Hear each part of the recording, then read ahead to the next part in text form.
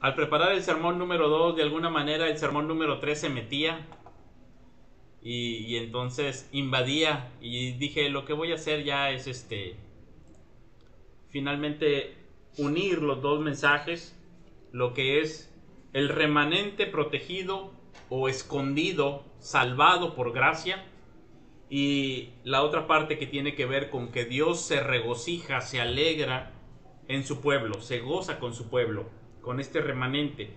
Así que vamos a tenerlo hoy unificado. Vamos a ver si es posible que podamos verlo claramente ahí en la escritura. Mi propósito el día de hoy es que cada persona pueda ver la misericordia de Dios en la salvación de los pecadores por medio de Jesucristo, y que responda con fe, con arrepentimiento y fe en Cristo. Y que cada creyente adore al Señor por su misericordia. Vamos a ver un poquito de la relación también de Sofonías con algo de Romanos para tener la perspectiva del Evangelio, la perspectiva cristiana.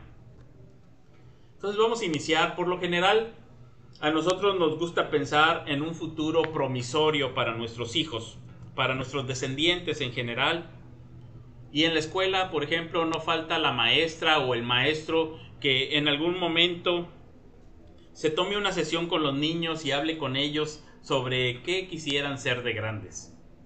Sin importar mucho las respuestas, se les hace ver a los niños que el futuro está lleno de promesas de bien para ellos.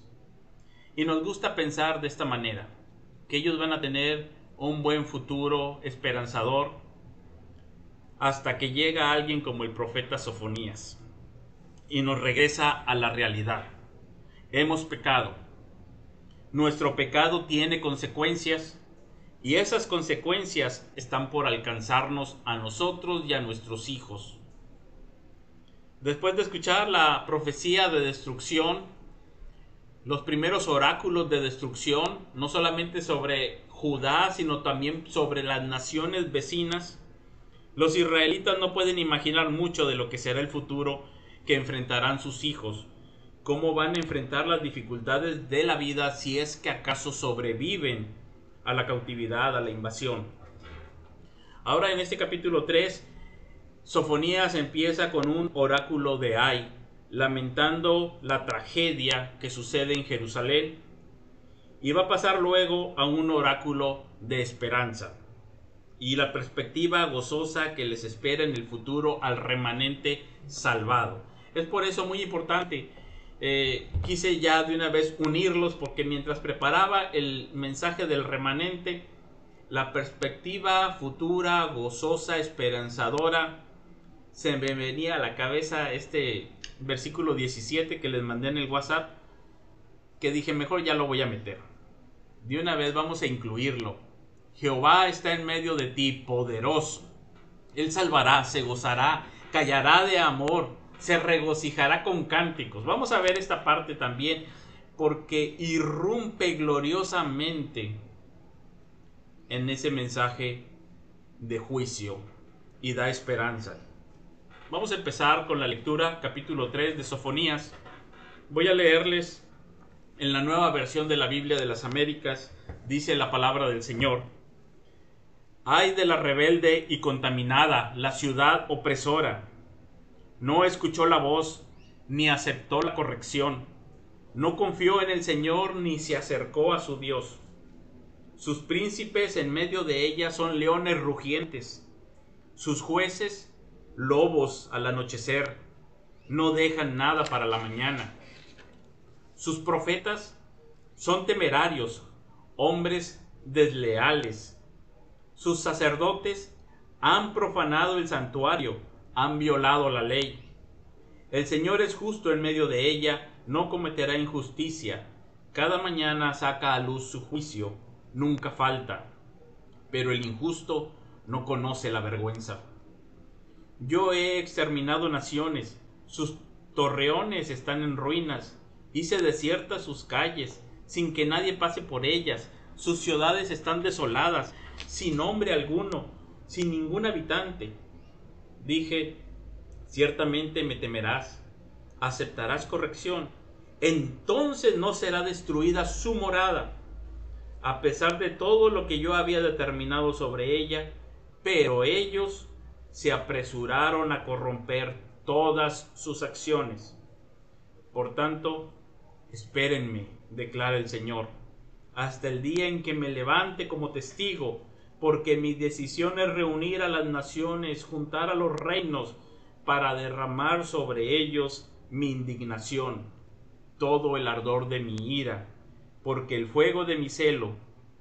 el fuego de mi celo toda la tierra será consumida. En ese tiempo daré a los pueblos labios puros, para que todos ellos invoquen el nombre del Señor, para que les sirvan de común acuerdo. Desde más allá de los ríos de Etiopía, mis adoradores, mis dispersos traerán mi ofrenda. Aquel día no te avergonzarás de ninguna de tus acciones con que te rebelaste contra mí, porque entonces yo quitaré de en medio de ti a los que se regocijan en tu orgullo, y nunca más te envanecerás en mi santo monte. Y dejaré en medio de ti un pueblo humilde y pobre, que se refugiará en el nombre del Señor. El remanente de Israel no hará injusticia, ni dirá mentira, ni se hallará en su boca lengua engañosa, porque ellos se alimentarán y reposarán sin que nadie los atemorice. Canta jubilosa, hija de Sión, lanza gritos de alegría, Israel. Alégrate y regocíjate de todo corazón, hija de Jerusalén.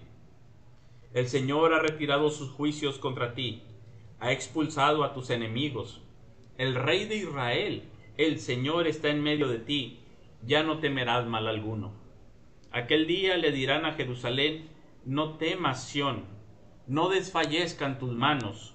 El Señor tu Dios está en medio de ti, guerrero victorioso, se gozará en ti con alegría, en su amor guardará silencio, se regocijará por ti con cantos de júbilo. Reuniré a los que se afligen por las fiestas señaladas, tuyos son, oh Sión. El oprobio del desierto es una carga para ellos. En aquel tiempo me ocuparé de todos sus opresores, salvaré a la coja y recogeré a la desterrada, y convertiré su vergüenza en alabanza y en renombre en toda la tierra. En aquel tiempo los traeré, en aquel tiempo los reuniré. Ciertamente les daré renombre y alabanza entre todos los pueblos de la tierra, cuando yo haga volver a sus cautivos ante sus ojos, dice el Señor. Esta es la palabra de Dios.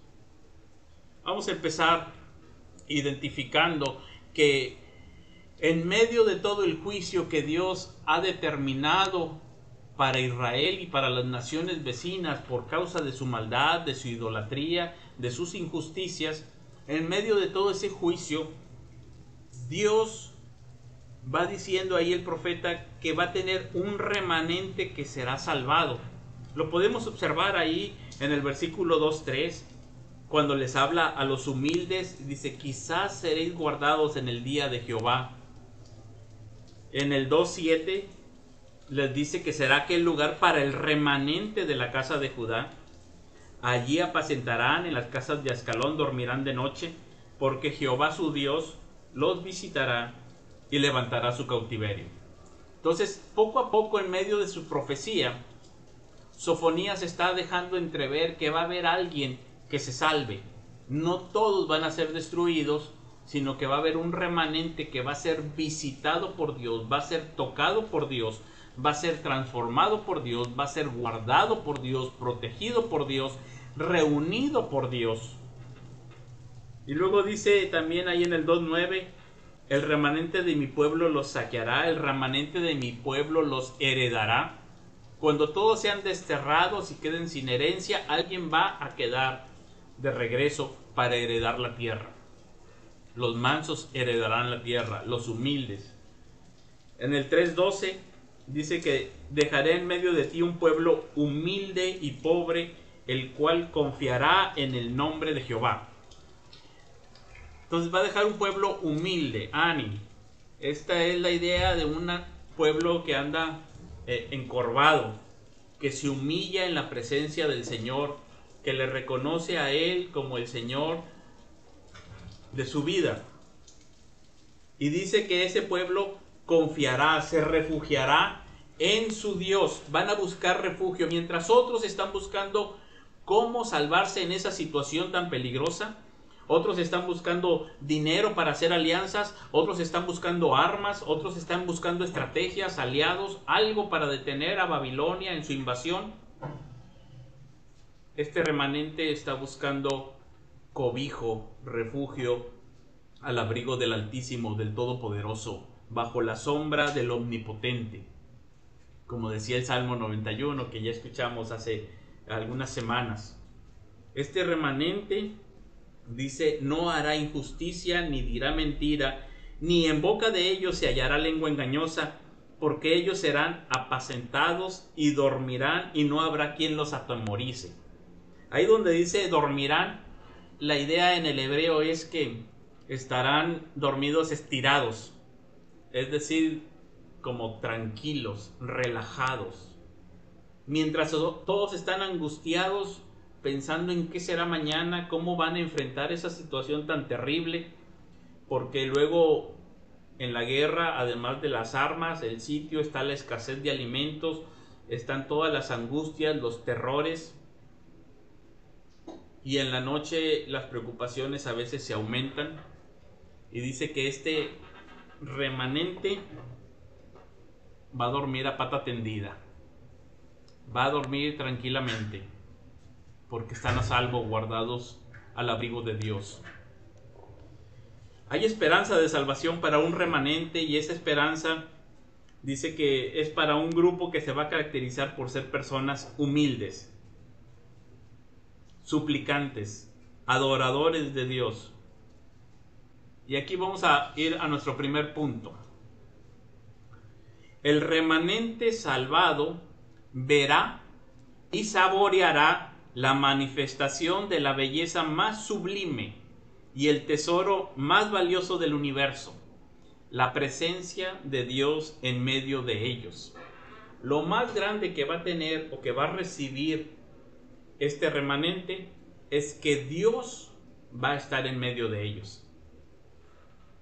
Eso es lo más grande, lo más glorioso. Va a haber muchas cosas que van a venir junto con la presencia de Dios en medio de ellos. Pero lo más precioso, valioso, lo más necesario en su vida era que Dios estuviera en medio de ellos. Porque estando Dios en medio de ellos, todo lo demás viene por añadidura. Todo lo demás es complementario.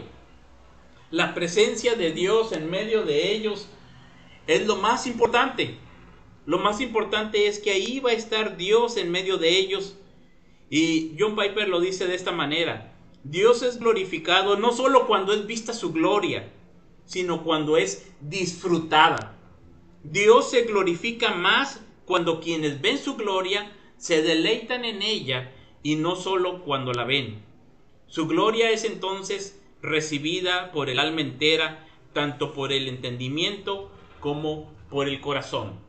Entonces tenemos aquí que este pueblo, este remanente, va a ser salvado, y lo más importante que el remanente va a tener es la presencia de Dios en medio de ellos. Van a disfrutar, no solamente van a ver, sino que se van a deleitar en la presencia de Dios en medio de ellos. Y esa presencia es la que les va a dar el confort, el cuidado, la confianza, la valentía, la paz que necesitan en su vida. Y si hay un futuro promisorio para el remanente, ese futuro promisorio está ahí en ellos gracias a la presencia de Dios.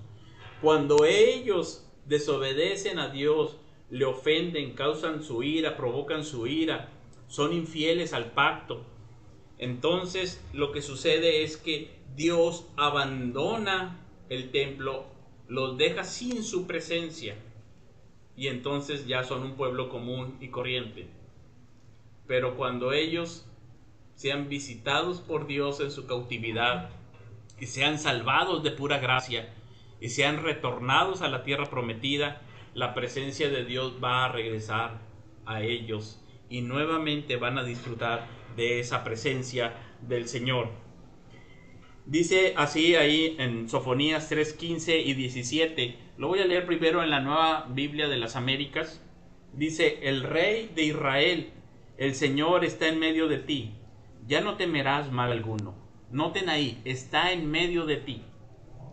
El Señor tu Dios está en medio de ti. Se repite esta frase: en medio de ti. Guerrero victorioso, se gozará en ti con alegría. En su amor guardará silencio, se regocijará por ti con cantos de júbilo. Y en la Biblia de Jerusalén dice: Yahweh, Rey de Israel, está en medio de ti. Ya no temerás mal alguno. Yahvé, tu Dios, está en medio de ti, un poderoso Salvador. Exulta de gozo por ti, te renueva con su amor, danza por ti con gritos de júbilo, como en los días de fiesta. Antes, Sofonías en su profecía había repetido ahí en el capítulo 3, como ustedes pueden observarlo, esta frase: en medio de ti. Dice en el 3, del 3 al 4, que en medio de Jerusalén estaban los soberbios, los fanfarrones, y se está refiriendo a los profetas que no estaban dando gloria a Dios. Estaba en medio de ellos los soberbios. Luego nos dice que en medio de ellos, en el capítulo 3, versículo 5, estaba Jehová, pero como un juez emitiendo sus juicios. Luego se nos dice que en medio de ella, en el 3:12, iba a dejar un pueblo humilde. Entonces, en medio estaban los soberbios. Luego, en medio está Jehová, pero como juez. Luego, en medio está un pueblo humilde. Y luego, en medio está otra vez Jehová, pero ya no como juez, sino como rey. Está en medio de ellos ya no como airado, sino con gozo, con alegría, restaurando sus vidas y llenándoles con su gloria. Esa presencia de comunión es una presencia que va acompañada de muchos beneficios para ellos, pero ninguno de esos beneficios desvían la atención y le roban la gloria a Dios, sino por el contrario, realzan y magnifican la belleza y el deleite en la presencia de Dios. Así que lo más grande que ellos podían disfrutar es: Dios está en medio de mí. Eso es lo que iba a disfrutar el remanente. Jehová está en medio de ti. ¿Qué más le puedo pedir a la vida? ¿Qué más puedo esperar? ¿Qué más necesito? Porque si Jehová está en medio de mí, todo lo demás es lo de menos. Con su presencia venía su salvación, y su salvación podía suplir cada una de las necesidades o de los males que me aquejaban. Ellos eran pecadores, y ahí dice que les iba a dar labios puros, los iba a purificar, les iba a perdonar sus pecados. Ellos habían perdido la tierra y Él les iba a dar una herencia. Ellos habían sido llevados lejos y gracias a la presencia de Dios se los iba a hacer cercanos. Ellos se habían ido con lágrimas y ahora iban a regocijarse, incluso hasta bailar. Ellos habrían quebrantado el pacto y ahora con la presencia de Dios en medio de ellos venía un pacto nuevo escrito en su corazón. Ellos habían blasfemado el nombre de Dios y ahora Dios limpiaba sus labios para que pudieran invocar su nombre. Y como dice el apóstol Pablo, todo el que invoque el nombre del Señor será salvo. Ahora ellos habían sido transformados y la diferencia era de que ahora Dios estaba con ellos, en medio de ellos, con su amor complaciente. Hay una diferencia cuando hablamos de que Dios ama a todo el mundo y que Dios ama al remanente. Hay una diferencia que el hermano R.C. Sproul decía: uno es el amor benevolente de Dios y el otro es el amor complaciente de Dios. El amor benevolente de Dios es el amor que tiene sobre todas sus criaturas y hace llover sobre buenos y malos. Es un amor benevolente. Pero aquí estamos hablando de un amor complaciente, que se deleita en el remanente, se deleita en su pueblo, disfruta, se alegra, se goza. Pudiendo estar en cualquier otra parte, el Señor decide estar en medio de su pueblo. El profeta Sofonías nos dice que Dios tiene misericordia del remanente de buen gusto, es decir, con agrado. No es que Dios nos salve a disgusto, a regañadientes, sino que Sofonías 3:17 nos está diciendo que Él se deleita en mostrar misericordia y gracia para con el remanente. Es su deleite estar ahí. No está a la fuerza, no está por obligación, está de buen gusto, de buen agrado, según su beneplácito, porque Él se regocija en manifestar la gloria de su gracia al salvar al remanente. Por eso dice, se gozará en medio de ti con alegría, se regocijará. Y la versión de la Biblia de Jerusalén dice, exulta de gozo por ti. Danza por ti con gritos de júbilo, como en los días de fiesta. Bueno, ahí ya estoy agregando un poquito del versículo 18. Pero esta es la idea. Este es el amor complaciente de Dios. Y lo más grande que va a recibir el remanente en medio de todo este juicio, de toda esta demostración de la ira de Dios, que también exalta y glorifica a Dios, se revela la misericordia de Dios, se revela la compasión de Dios, de pura gracia, porque Él quiere amarles, se deleita en amarles, y viene y habita en medio de ellos. Y esto es lo que va a llenar sus corazones, y esto es lo que les va a infundir valor. Y fíjense los dos elementos que tiene esta presencia del Señor. Sí hay un elemento de gozo, pero fíjense cómo se habla del Señor. Dice, Él es poderoso, Él está en medio de ti, poderoso. Una mano fuerte, poderosa, que me inspira a mí confianza, que me ayuda y me alienta a tener también santo valor para las cosas que tengo que enfrentar en la vida. Está el brazo poderoso de Dios. Pero por otra parte dice, también te renueva con su amor. Entonces, digamos que está la mano poderosa, pero también está la mano tierna, compasiva, misericordiosa. Porque en ocasiones necesitamos esa seguridad de que Dios está ahí protegiéndonos con poder y dándonos santo valor. Pero en ocasiones necesitamos esa comprensión de que Dios está ahí con su mano misericordiosa, amorosa, con un amor tierno, compasivo, sanando nuestras heridas, teniendo de nosotros misericordia, restaurando nuestro corazón, callando de amor, un amor silencioso que restaura el alma. Yo sé que en algunas ocasiones ya les he presentado esta imagen. Voy a pedirles por favor que me den oportunidad de presentar mi pantalla. Si me pueden hacer presentador. En algunas ocasiones creo que ya les he presentado esta imagen del hijo pródigo, y en alguna ocasión les he vamos a poner aquí, ahí creo que ya la están observando.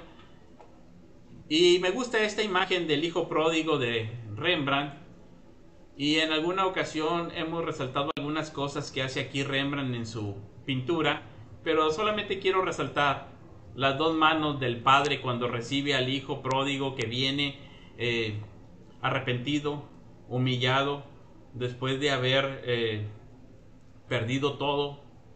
Pero hoy quiero que resaltemos solamente estas dos cosas que serán la mano del padre. La dibuja Rembrandt, una mano fuerte, una mano poderosa, indicando la protección del padre. El hijo ahora ya no tiene que temer porque está protegido.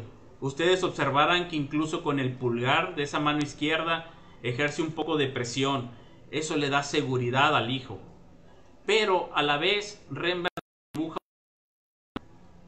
más delicada, más tierna, para indicar la otra parte, que no solamente es un Dios todopoderoso, sino también es un Dios misericordioso. Y ese le habla de la ternura y la compasión de Dios, y le asegura esa compasión al hijo que viene después de haber sufrido. Las cosas no han sido fáciles para este hijo. Este hijo, por su desobediencia, ha llevado muchas consecuencias. Y él sabe que se las merece. Y ha sufrido. Y él pensaba que era libre, pero se encontró con que se hizo siervo, esclavo. Él pensaba que iba por un camino derecho y de felicidad, y se encontró con que era un camino difícil, de miseria y de dolor. Y cuando llega con el Padre, Rembrandt nos está resaltando sus dos manos. Una mano fuerte, como un Dios poderoso que nos salva con poder, nos rescata y nos da esa confianza de decir: no temas, yo te protejo. Pero también una mano tierna, una mano que sana, que nos está hablando de esa parte donde dice: te renueva con su amor, restaura tu vida. No importa cuántas veces uno haya caído, no importa lo que haya sucedido, es una mano compasiva que nos muestra el amor del Señor. Así que ahí tenemos estas dos partes, y eso es lo que está disfrutando ahora el remanente. Y tú y yo lo tenemos ahora, pero gracias a Jesucristo. Nosotros, dice el apóstol Pablo en Romanos, que nosotros también hemos pecado, igual que judíos y que gentiles. Y esa cautividad a la cual fueron llevados los israelitas es solamente como que está señalando a la cautividad más grande a la que ha ido toda la humanidad, que no es salir de la tierra prometida, sino salir del huerto del Edén por haber pecado. Y en Adán todos pecamos, y por causa del pecado entró la muerte, y la muerte pasó a todos los hombres. Y ahora el Señor en Jesucristo viene, habita entre nosotros, vive una vida de santidad y da su vida por nuestros pecados en la cruz del Calvario. Muere y al tercer día resucita y logra una poderosa victoria, y hoy nos llama y nos recibe y nos restaura, porque Él es poderoso y porque Él es misericordioso, compasivo, y nos salva de pura gracia por la fe en Jesucristo. Nos dice ahí en el capítulo de Romanos, en los capítulos de Romanos, los primeros, dice que todos éramos pecadores, que ahora nosotros vamos a regresar. Y dice: no importa si eres judío o eres gentil, no importa cómo haya sido, todos pecamos, estamos destituidos de la gloria de Dios. Dios no está en medio nuestro, pero gracias a Jesucristo, Él puede estar nuevamente en medio nuestro. Y eso hace toda la diferencia. Dice el apóstol Pablo que entonces somos justificados por medio de la fe y tenemos entrada a esta gracia. El remanente es salvado en Jesucristo. Y en Jesucristo el Señor nos muestra su poder para salvar y su mano misericordiosa y tierna. No solamente para las cuestiones de la eternidad, sino para todas las cuestiones de nuestra vida, incluso hoy en día. Porque hay muchas situaciones en las que necesitamos nosotros ser protegidos, cuidados y guardados por Dios, saber que Él es poderoso, y entonces nosotros fortalecernos en el Señor y en el poder de su fuerza, como veíamos en el mensaje de Efesios 6, fortalecernos en el Señor. Pero también hay otras ocasiones en las que necesitamos venir para ser restaurados con su mano misericordiosa, compasiva, amorosa, ser sanados, ser restaurados, ser confortados, ser consolados por la mano del Señor. Y dice: eso es lo que va a tener este remanente. El Señor está en medio de ti, poderoso Salvador, pero también callará de amor, te restaurará silenciosamente con su amor a ese corazón roto, ese corazón lastimado, fracturado. Lo restaura el Señor con compasión, con ternura, con su amor. Esa es la grande salvación. Y luego nos dice que Dios exulta sobre ellos, se goza, lo disfruta. Dice, vengo y los salvo con poder, los restauro con amor, y cómo me gozo en medio de ellos, que canto. Dice, no solamente es canto de alegría, sino que además le dice, canta, grita. Es un verdadero escándalo lo que está hablando aquí, porque es una salvación tan grande que no es solamente necesario darle las gracias a Dios, sino que hay que hacerlo público. Y no solamente es hacerlo público de manera prosaica, hay que hacerlo poético para darle toda la expresión y toda la intensidad de los afectos más profundos del ser humano, para decirle a Dios, tú eres maravilloso, me has salvado. Yo estaba a punto de morir, yo iba directo al infierno y tú me has salvado. Y yo no lo merecía, porque yo por mis actos yo estaba perdido. Pero tú me has salvado, y eso le hace cantar. Y no solamente canta y le acompaña con música, sino que además hace un canto corporativo. No solamente es necesario expresarlo con canción, sino que le saca un canto corporativo donde se une con otros y exalta la grandeza de Dios. Dios, tú eres el Salvador. Es una salvación tan grande que yo tengo que cantarla con todo ese alboroto. Es una celebración que está centrada en Dios. Es una celebración que recrea la salvación de Dios. Es una celebración que cura el alma. Es una celebración que los une en comunión con Dios y unos con otros. Es una celebración que glorifica a Dios. Esta celebración es una celebración que es adoración corporativa. Nosotros como iglesia cristiana tenemos una celebración así, que es la cena del Señor. Que nosotros comemos, bebemos, cantamos, leemos, oramos, agradecemos comunitariamente la presencia del Señor en medio nuestro, porque cuando nosotros estábamos perdidos, Él vino y entregó su cuerpo partido como el pan molido, y entregó su sangre como ese jugo derramado para perdón de nuestros pecados. Y en Él nos dio vida, en Él nos dio esperanza, en Él nos hizo nuevas criaturas, en Él nos dio labios nuevos para poder ahora glorificar su nombre, en Él nos transformó de manera profunda. Y esto es muy importante, porque cuando no comprendemos la magnitud, la profundidad de nuestro pecado, entonces vamos a tener una visión muy superficial de la gracia de Dios. Pero cuando nuestra visión de nuestros pecados, de nuestra condición humana es clara, cuando es clara la visión de lo que nosotros merecemos como pecadores, entonces vamos a tener una visión clara, profunda de la gracia de Dios. Este mundo tiene una visión muy superficial del pecado. Y por lo tanto, este mundo menosprecia la gracia de Dios. Este mundo tiene una visión tan superficial de la necesidad del ser humano que sus soluciones, las cosas que puede ofrecer, son superficiales, son solamente por fuera.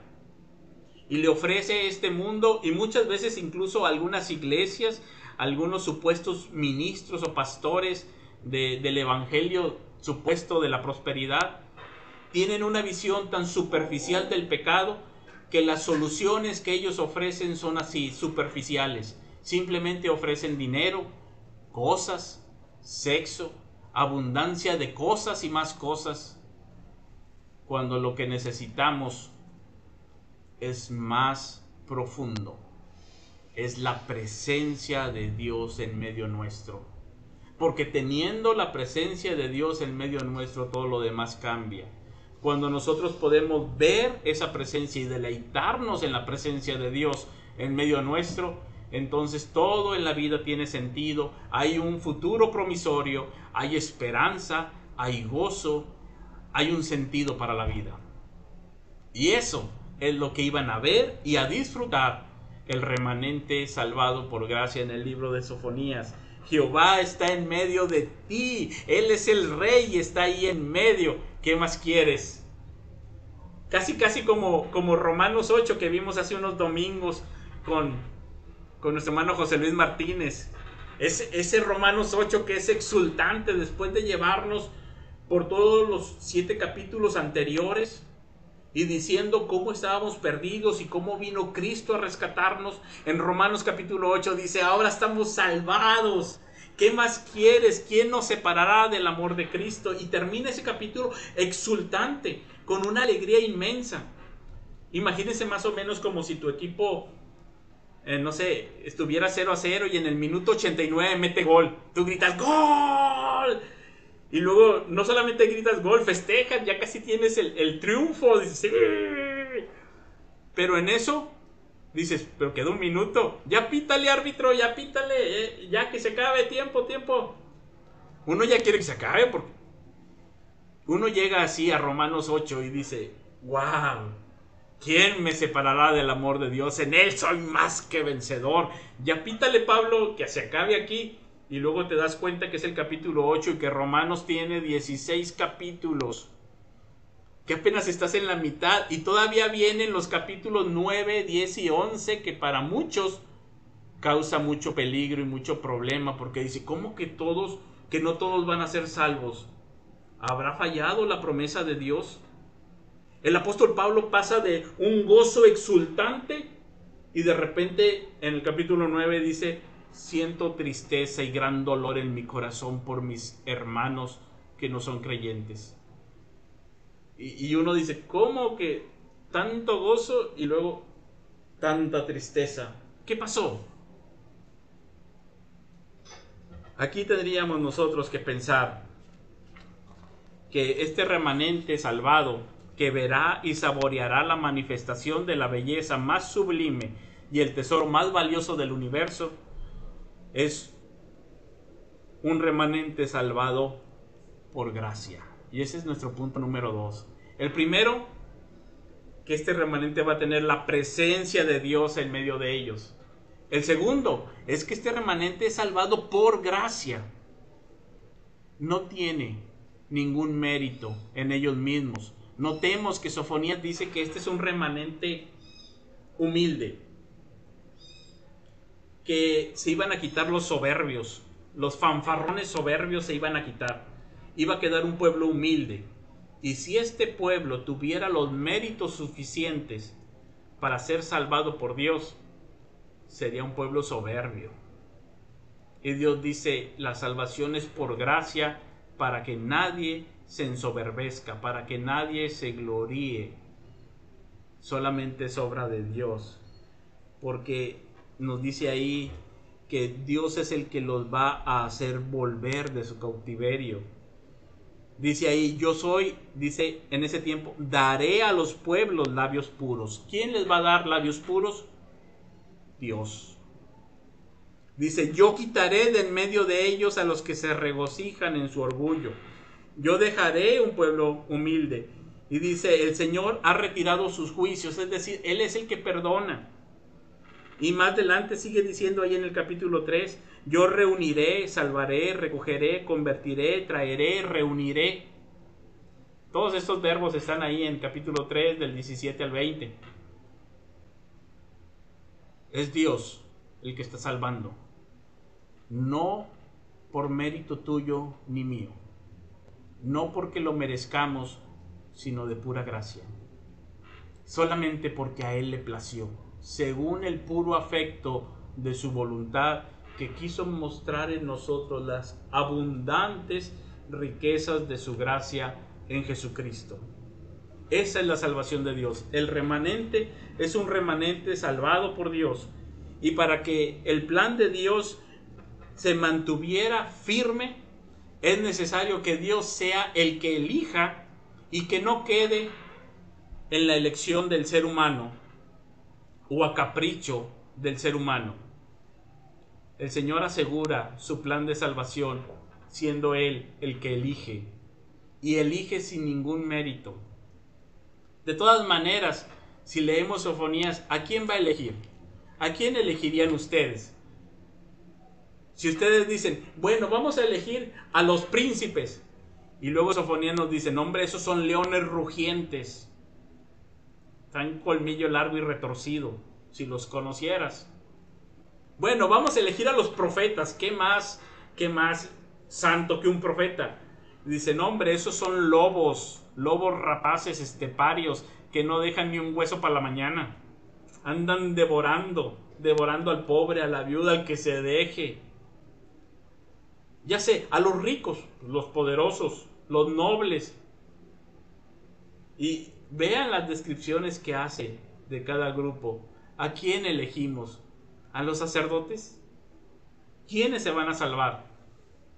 El apóstol Pablo nos va a decir, Dios es el que elige y Él es justo. Él es santo y es según su voluntad. Y dice, no se les haga extraño, dice el apóstol Pablo, no se les haga extraño porque Dios ha estado eligiendo desde el inicio. No se les haga extraño que ahorita elija un remanente porque Él lo ha estado haciendo desde el inicio. Ustedes recuerdan cuando Abraham tuvo 2 hijos y eligió a Isaac y a Ismael no. Uno puede decir, bueno, eligió a Isaac porque es hijo de Sara, de la libre, la otra era una esclava. Dice, bueno, está bien, vamos al siguiente, dice. Y entonces se va con el ejemplo de Isaac y Rebeca. Y dice, ellos tuvieron gemelos. Ya los 2 son hijos de la libre. Y son gemelos, qué cosa tan pareja. ¿A quién van a elegir? Y Dios dice, no habían nacido aún. No habían hecho ni bien ni mal. Ni buenas obras ni malas obras. Y Dios dijo, escogí a Jacob. Si hubiera sido el papá, a lo mejor el papá durante su vida hubiera dicho, muy bien, diría Isaac, yo escojo a Esaú porque él tiene méritos de cazador y me trae de su casa y yo como y como me gusta eso, yo elegiría a Esaú. Pero no, dice, Dios es el que elige.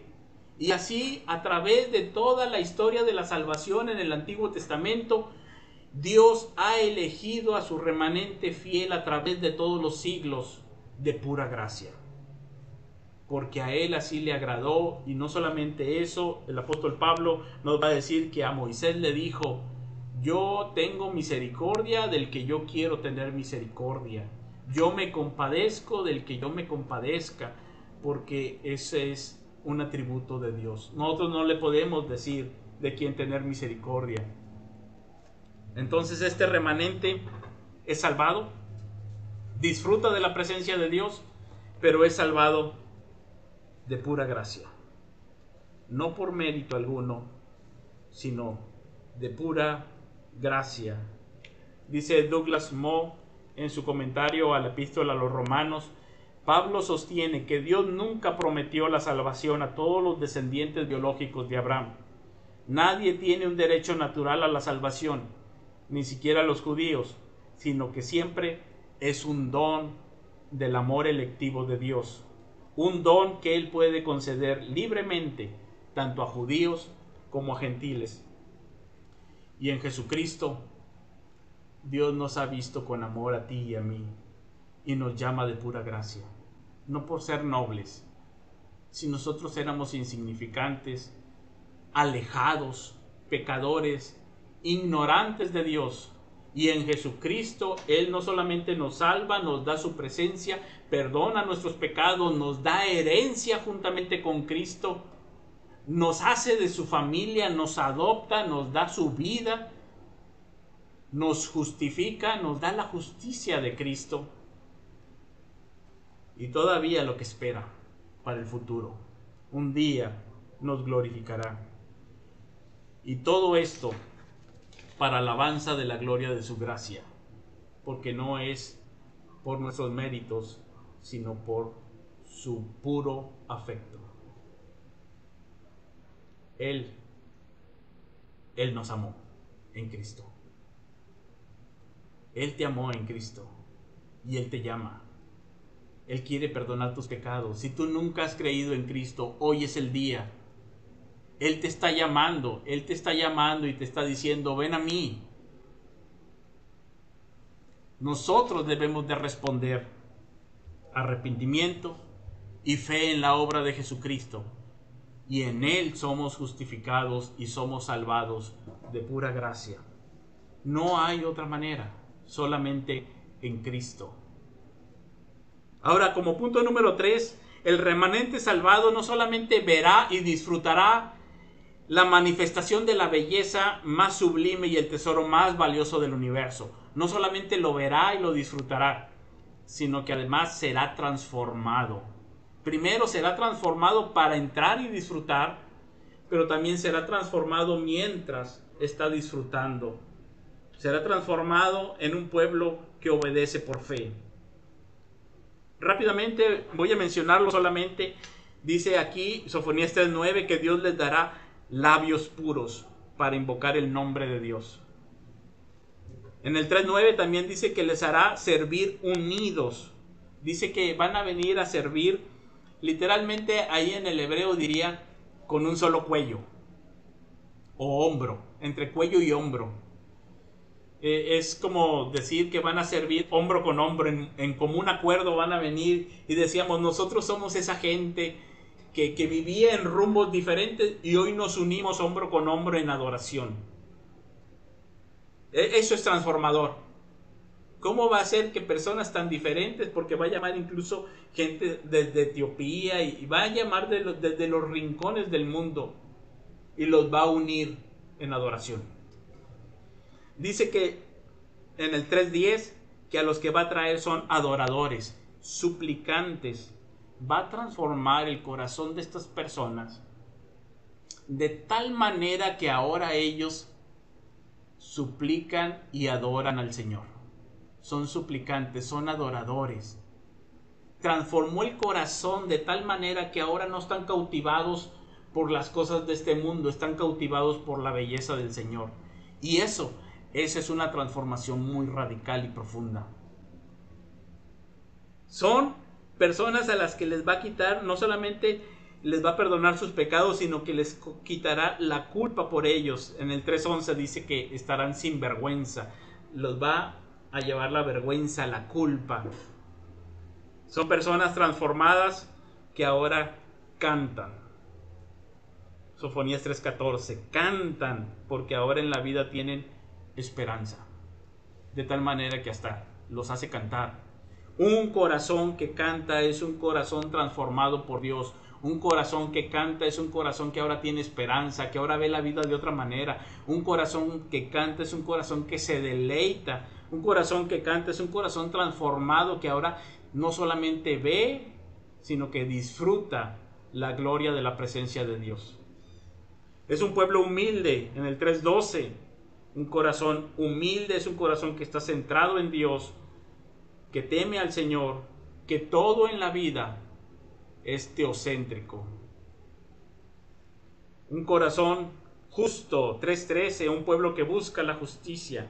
En el 3:12 y 13, un corazón confiado, que tiene paz, que se refugia en el Señor, que duerme tranquilo, relajado.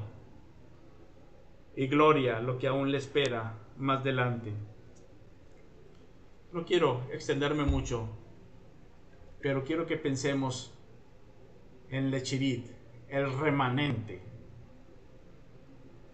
Ellos iban a disfrutar lo más grande. Número 1, la presencia de Dios en medio de ellos. Piense un poco en ello en esta tarde. ¿Tengo yo la presencia de Dios en medio mío? ¿En medio del grupo de creyentes como iglesia? Si usted lo tiene, disfrútelo, véalo, adórelo. Dios es glorificado cuando usted disfruta su presencia. Tómese un tiempo para adorar al Señor. Y si usted no lo tiene, venga a Él. No hay nada más grande en esta vida que su presencia, con su mano poderosa para darle confianza y santo valor, y con su mano tierna para confortar su alma, consolarle, restaurarle en su corazón. Pero además este remanente es un remanente salvado por gracia, que por lo tanto es humilde. Es solamente por la buena voluntad de Dios, y entonces puede mantenerse humilde. Y es un pueblo, un remanente que obedece por fe, que es transformado de gloria en gloria mientras observa esta belleza del Señor. Es transformado en su caminar, en su vida, de tal manera que ahora las cosas viejas pasaron y todas son hechas nuevas. Hay una nueva manera de vivir y de enfrentar la vida en compañía del Señor. Vamos a orar. Gracias, Dios, te damos por tu palabra. Gracias por tu grande salvación en Jesucristo, porque en Jesucristo tú nos miras con misericordia, con amor, con agrado, con bondad. Gracias por su obra en la cruz, por su cuerpo partido y su sangre derramada para perdón de nuestros pecados. Ayúdanos, Señor, a verlo claramente, a ir delante de ti con humildad, con arrepentimiento, con fe, a buscar refugio en ti. Ayúdanos, Señor, que en los momentos más angustiosos de nuestra vida podamos correr a refugiarnos en ti, sabiendo que tú eres poderoso y que tú eres misericordioso. Que tu compañía nos fortalezca y, Señor, que tu compañía consuele nuestros corazones, nos conforte y nos anime para lo que vendrá. Transfórmanos mientras contemplamos tu gloria para ser adoradores, y que en todo tú seas exaltado, porque tú eres digno, porque todo es para ti, por ti, para tus grandes propósitos, para la alabanza de la gloria de tu gracia. Bendito seas por Jesucristo. Amén. Que el Señor les bendiga.